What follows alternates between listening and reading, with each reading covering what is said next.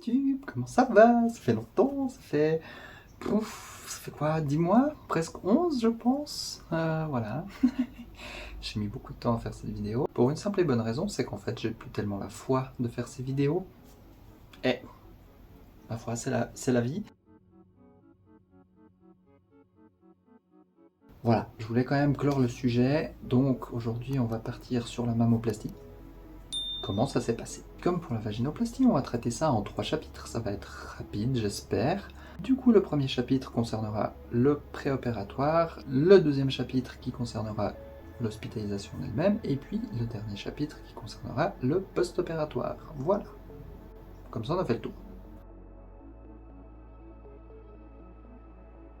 Alors, pour ce premier chapitre, on commence par le début, c'est-à-dire chercher un chirurgien. J'ai profité d'être sur un groupe Facebook réservé aux nanettes pour poser la question de si des femmes avaient déjà fait une mammoplastie, et puis si oui, chez quel chirurgien, parce que ben voilà, je voulais faire la mienne. J'ai eu beaucoup de réponses, beaucoup de réponses, j'ai dû faire un peu le tri, j'ai contacté plusieurs chirurgiens, et puis certains m'ont répondu, d'autres n'ont jamais donné suite.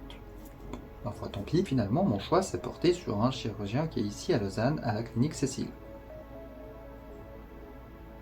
Simple, concis. On a vite fait échanger 2-3 mails et à partir de là, en fait, on a fixé un premier rendez-vous. À ce moment-là, j'ai fait aussi une demande à mon médecin traitant pour avoir un bon de délégation. Tout ça se passe en 2023. Mon premier rendez-vous a lieu en octobre. Avec mon bon de délégation, on fait entre guillemets connaissance, où là j'explique pourquoi je suis là, qu'est-ce que j'attends de cette opération, est-ce que c'est bien ce qu'il me faut, et est-ce que j'ai réfléchi aussi à mon objectif avec cette opération, si je veux avoir des gros lolo ou si je veux avoir quelque chose de plutôt discret. Bref, on a un petit peu parlé de tout ça et finalement une demande a été faite à l'assurance maladie. Évidemment, je devais attendre une réponse de l'assurance avant d'aller plus loin. On arrive au second rendez-vous et là on est déjà en février 2024. Il ne se passe pas grand chose, enfin bref, on discute de 3 choses. Le chirurgien prend des mesures de sous la poitrine, sur la poitrine. Qu'est-ce qu'il fait d'autre comme mesure? Je crois que c'est à peu près tout. Et puis il prend des photos aussi, parce que lui il a besoin d'avoir un visuel, il a besoin de... Enfin voilà, il a besoin aussi pour ses archives, pour voir qu'il n'y ait pas de problème, que... Enfin voilà, comparer la symétrie, tout ça. Donc c'est apparemment ce qui se passe de manière tout à fait standard, en tout cas c'est ce que j'ai pu entendre avec les personnes avec qui j'en ai discuté qui avaient déjà fait cette opération. Au mois de février, pendant ce rendez-vous aussi, j'ai reçu la confirmation de l'assurance de base qui prenait en charge cette opération. Ouf. Et on en reste là. Voilà, c'est un rendez-vous qui a duré une quinzaine de minutes, 20 peut-être, je sais plus exactement. C'était pas très long. Vient le troisième rendez-vous, donc on se retrouve le 7 juin 2024. Et là, c'est un peu plus long comme rendez-vous. Il va durer, je crois, à peu près 45 minutes, 1 heure. Et pendant celui-ci, on va déterminer la taille des prothèses. Il va m'expliquer quelle procédure lui il utilise et il va détailler aussi vite fait un petit peu les 3 opérations habituelles pour une augmentation mammaire, c'est-à-dire axillaire, donc on passe sous les aisselles, sous le sein, donc vraiment sous le pli ici, ou aréolaire, donc c'est vraiment, on découpe le long du téton et on passe par là. Moi la solution qui est retenue, finalement ce sera sous le sein. Comme il m'expliquait, c'est vrai que la version axillaire, elle est moins utilisée aujourd'hui, c'est plutôt une ancienne technique et puis elle est utilisée vraiment que dans certains cas. C'est aussi pendant ce rendez-vous que je vais signer le consentement pour l'opération, que on va faire un peu mon anamnèse, je vais devoir lui parler de ma thrombose veineuse, de si éventuellement j'ai des allergies, si je suis sous traitement médical, etc., etc. Ce dernier rendez-vous, il se passe finalement une quinzaine de jours avant l'opération. Le laps de temps entre le premier rendez-vous et le deuxième a été très long parce qu'on attendait que l'assurance rende sa décision. Entre le deuxième et le troisième rendez-vous, en fait, en février, on a fixé une potentielle date. Et finalement, voilà, le troisième rendez-vous, qui était le dernier aussi avant l'opération, il a été fixé en conséquence de la date opératoire. Pour ça, 2 semaines avant.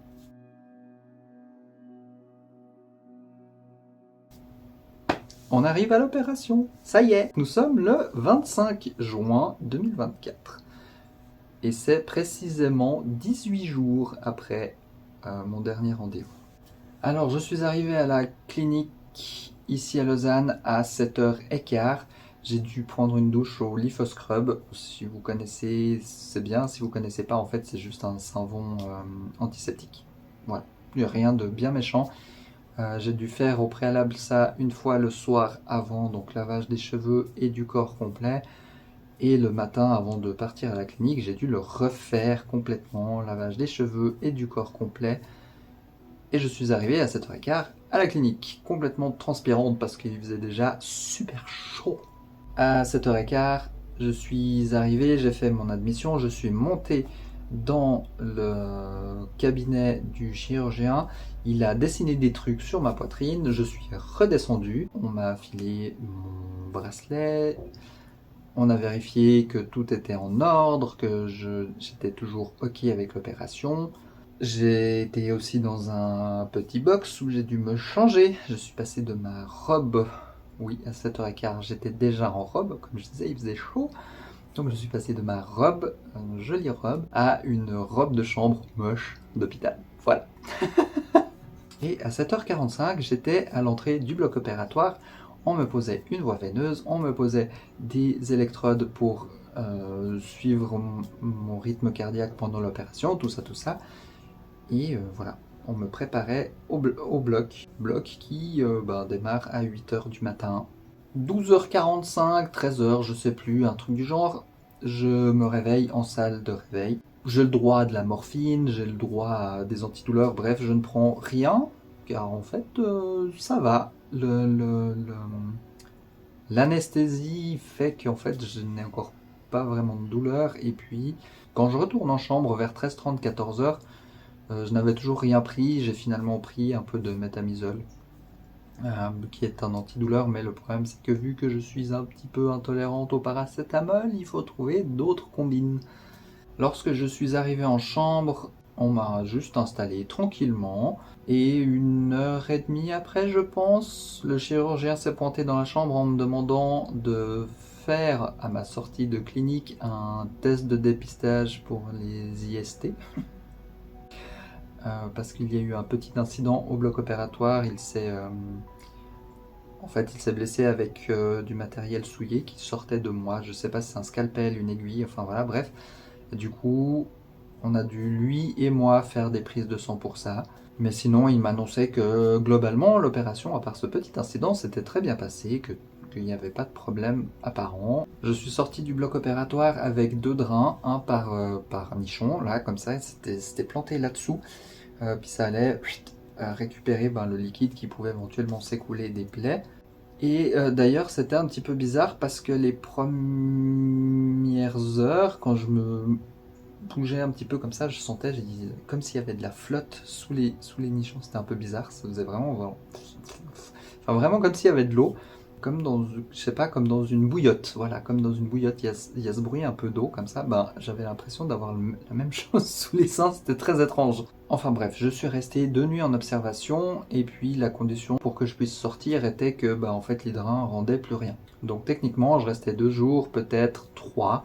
Finalement, je suis resté 2 jours. Pendant mon hospitalisation, je devais continuer à faire mes dilatations. L'opération de la vaginoplastie s'étant passée 3 mois avant. Je vous rappelle, le 21 mars, nous sommes le 25 juin. Il fallait que je continue, c'était très compliqué parce qu'évidemment, j'avais la poitrine complètement écrabouillée par des pansements, ça me prenait tout là, ça tirait dans tous les sens, et moi je devais aller essayer d'aller faire ma dilatation en bas avec mon dilatateur. C'était pas simple, j'avoue, la première journée j'ai pas fait. Et voilà, c'était compliqué, mais ça s'est fait, et j'avais une collègue de chambre très sympathique. Enfin voilà, on a beaucoup rigolé, on a un peu parlé, c'était très cool. Finalement, au bout de la 2e nuit passée, j'ai eu l'autorisation de sortir, on m'a enlevé le 2e drain, on m'a donné une carte que je vous montrerai pas, parce qu'en fait, il y a trop de données perso, donc si tout d'un coup je commence à cacher des machins, des trucs, ça n'a pas de sens. Mais sur cette carte, en fait, c'est une espèce de carte d'identité pour les prothèses. Donc il y a la date à laquelle les prothèses ont été installées, la date à laquelle les prothèses elles ont été fabriquées. Il y a aussi leur numéro d'identification, leur numéro de lot. Comme ça, si par hasard il y a tout d'un coup un souci, on a une traçabilité, on peut retrouver très facilement. Et cette carte d'identité, moi j'en ai un exemplaire, la clinique en a un exemplaire et le chirurgien en a un exemplaire. Comme ça, on sait que si tout d'un coup, une des 3 personnes perd cette carte, forcément un autre qui l'a. Voilà, je crois qu'on a fait le tour pour tout ce qui était hospitalisation, donc on va pouvoir passer au 3e chapitre qui est le post-opératoire. Donc, comme je disais précédemment, nous passons au post-opératoire. Et là, je sors de la clinique, je rentre chez moi avec une quantité de pansements. Le seul autre endroit où il y en a autant en général, c'est dans les boîtes à pansements.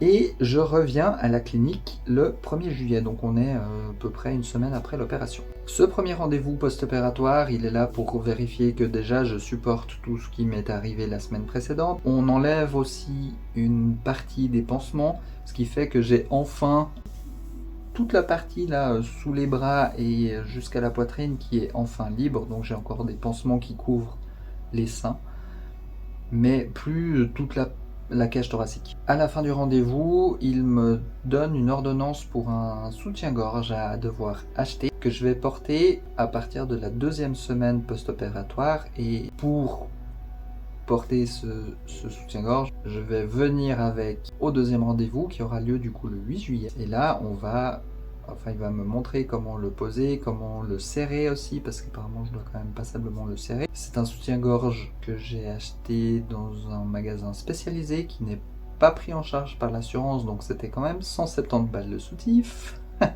Et c'est un soutien-gorge que je vais devoir porter H24 pendant 3 mois.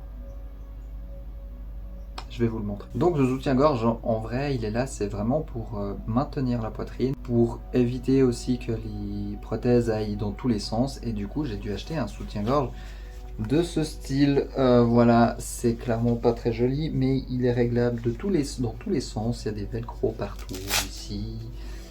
Là, il y a en mode corset, donc on peut vraiment resserrer au maximum. Bref, c'est un soutien-gorge qu'on va porter pendant toute la journée, toute la nuit, pendant 3 mois. Pendant ce 2e rendez-vous, du coup, il me montre comment l'utiliser. Il m'explique ce que je viens de vous expliquer, donc le fait de le porter H24 pendant 3 mois. Pendant ce 2e rendez-vous aussi, il me montre des exercices de mobilisation et on enlève une partie des pansements. Donc en fait, là, il me reste vraiment les pansements qui sont finalement sur les cicatrices sous le sein. Et du coup, je découvre enfin ma poitrine. Alors, pas la poitrine définitive. Comme il m'explique si bien, c'est que du coup, il va falloir que j'attende 6 mois, 9, peut-être 1 an, pour que tout soit vraiment en place, que tout soit dégonflé, que tout soit détuméfié, enfin bref, que la poitrine ait sa forme finale. Avec ce soutien-gorge, il m'a fourni une bande à porter avec le soutien-gorge par-dessus d'ailleurs, que je devais aussi mettre H24. C'était super désagréable. Je vous la montre aussi. Alors, comment ça se... Voilà, c'est une bande un petit peu comme ça, paf, voilà. En gros, c'est un truc pareil, en velcro, comme ça, hop. Et puis, ça se met, je vous fais vite fait une petite démo, je sais pas si on verra très bien, mais petite démo comme ça, hop, ça venait comme ça par-dessus, tac, tac, tac. Et puis, en fait, l'idée, c'était vraiment de serrer comme ça, oups, tant pis. C'était vraiment le but de serrer un max pour que ça pousse les boobs vers le bas. Voilà, parce qu'il faut que fallait que ça détende en fait le muscle qui est dessous, là. Je l'enlève, parce que c'est pas très agréable. Et ça, pareil, avec le soutien-gorge, en fait, je devais les porter H24, les deux, ensemble, en été. Il faisait chaud. Bref, on arrive aux exercices de mobilisation. Et ça, en fait, c'est pas très sorcier. D'ailleurs, c'était plutôt rigolo. C'était, du coup, je devais malaxer un petit peu comme ça, déjà. Hop, et puis pousser un petit peu vers le bas, pousser vers le haut. Enfin, bref. Pareil que pour la bande, en fait, c'est pour détendre les muscles, pour que la prothèse, elle s'installe finalement bien dans la cage thoracique. Mais c'était rigolo. On arrive au 3e rendez-vous post-opératoire. Donc, nous sommes 1 mois plus tard. Enfin, 1 mois plus tard, théoriquement, parce que finalement, moi je le revois le 13 juillet, donc en fait on est plus à 3 semaines qu'1 mois, mais voilà, rendez-vous dès un mois. Pendant ce rendez-vous, qu'est-ce qui se passe? Pas grand chose. On retire enfin les derniers pansements qui se trouvaient sous les seins. Quel soulagement. Et puis il refait aussi des photos de suivi pour comparer, voir si la hauteur des tétons par exemple, elle est toujours la même, s'il y a quelque chose qui a bougé, ou voilà. Ça c'est vraiment un suivi simple, normal. Il n'y a pas de souci à vous faire. C'est la procédure. 27 septembre.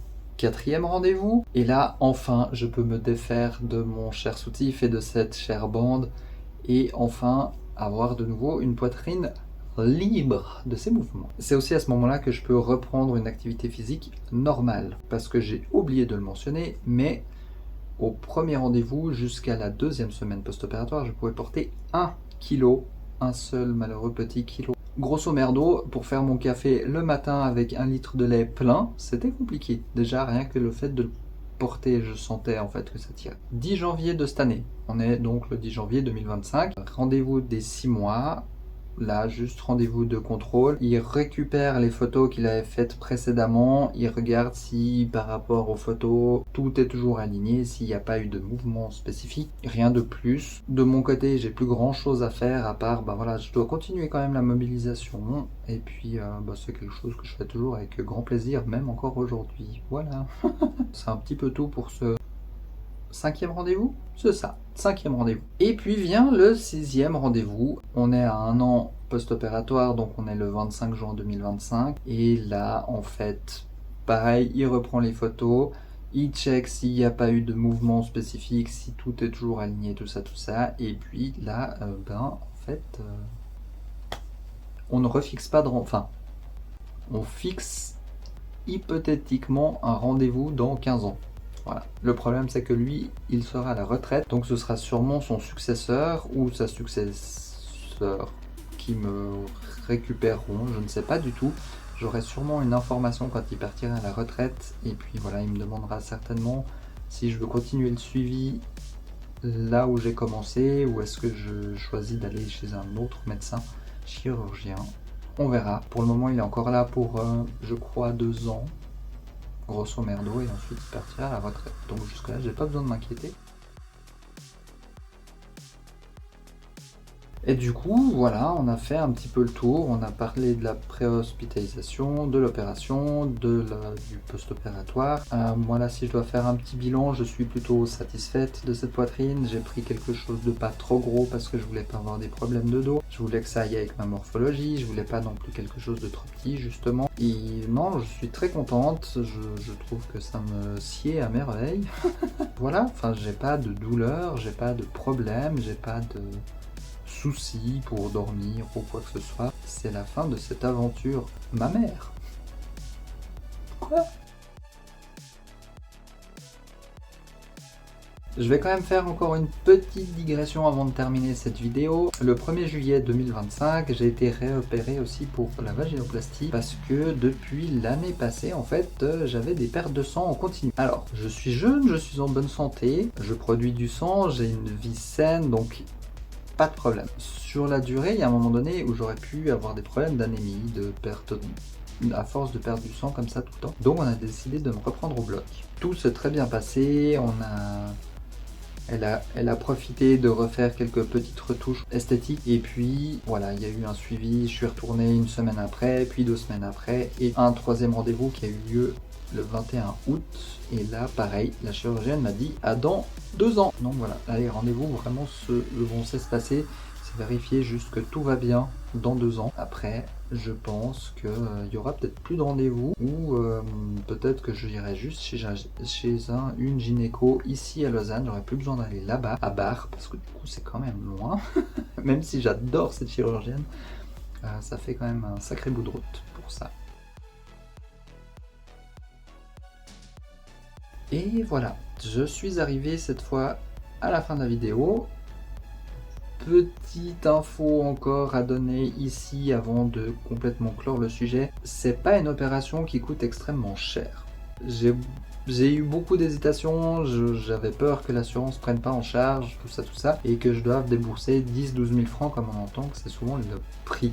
Finalement, il s'avère que l'opération et le suivi post-opératoire revient à environ, mes revenus à environ 4500 francs. C'est pas un montant monstrueux, disons, c'est accessible. C'est vrai que voilà, moi j'ai payé quand même une partie, hein, parce que j'ai quand même ma franchise plus la cote-part, donc j'ai quand même sur ces 4000 et quelques francs, j'ai quand même moi-même sorti presque 1600 francs, mais voilà, c'est pas non plus une opération qui coûte extrêmement cher. Après, je pense que ça dépend le chirurgien, ça dépend où on va, ça dépend aussi des conditions d'hospitalisation, si on reste en séjour, si on reste pas, enfin voilà. Le prix est très variable, mais c'est vrai qu'au final, aller dans une clinique de chirurgie esthétique, c'est peut-être beaucoup plus cher que si on va finalement. Voilà, moi je suis allé à la clinique Cécile ici à Lausanne. Je sais qu'au CHUV ça se fait. Vous pouvez aller à l'hôpital à Morges, vous pouvez. Il y a plein de chirurgiens qui sont très compétents. Il n'y a pas besoin forcément d'aller en clinique esthétique spécifiquement, où là effectivement vous allez payer 10, 12, 15 000 francs pour une paire de seins. Ça c'était le petit mot de la fin. Donc moi je vous laisse ici. On se retrouve pour une dernière vidéo bientôt qui mettra un terme en fait à tout ce parcours. Et je vous expliquerai dedans un petit peu l'avenir de cette chaîne. Voilà. Allez, je vous fais des bisous et on se retrouve bientôt.